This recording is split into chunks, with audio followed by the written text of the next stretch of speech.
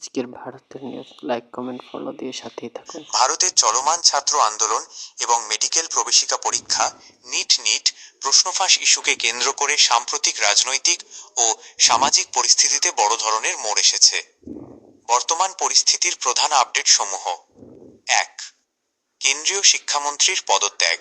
টানা আন্দোলন ও বিক্ষোভের মুখে ভারতের কেন্দ্রীয় শিক্ষামন্ত্রী ধর্মেন্দ্র প্রধান পদত্যাগ করেছেন। পদত্যাগের পর নতুন শিক্ষামন্ত্রী হিসেবে দায়িত্ব দেওয়া হয়েছে প্রহ্লাদ যোশীকে। ২. মূল আন্দোলনকারী দল সিজেপি এর আন্দোলন প্রত্যাহার। ককরোচ জনতা পার্টি সিজেপি ও শিক্ষার্থী প্রতিনিধিদের সঙ্গে কেন্দ্র সরকারের কয়েক দফা বৈঠক অনুষ্ঠিত হয়। সরকার আন্দোলনকারীদের প্রধান দাবিগুলোর বিষয়ে আশ্বাস দেওয়ার পর সিজেপি দিল্লির রাজপথ ও যন্তর মন্তর থেকে আন্দোলন প্রত্যাহারের ঘোষণা দিয়েছে।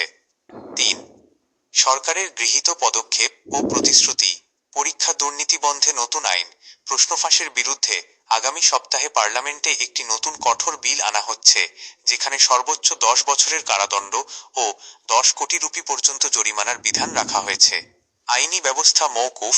আন্দোলনকারী শিক্ষার্থীদের বিরুদ্ধে নেওয়া কোনো আইনি মামলা বা পদক্ষেপ না রাখার আশ্বাস দিয়েছে সরকার। সংস্থায় রদবদল।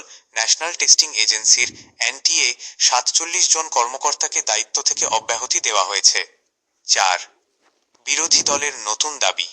শিক্ষামন্ত্রীর পদত্যাগের পর বিরোধীরা এটিকে তরুণদের বড় জয় হিসেবে উল্লেখ করলেও লোকসভার বিরোধী দলীয় নেতা রাহুল গান্ধী দাবি করেছেন যে প্রধানমন্ত্রী নরেন্দ্র মোদীকে প্রকাশ্যে ক্ষয়ক্ষতির জন্য ক্ষমা চাইতে হবে এবং রাজপথের চলমান ক্ষোভের ভিত্তিতে পরবর্তী রাজনৈতিক পদক্ষেপ অব্যাহত থাকবে।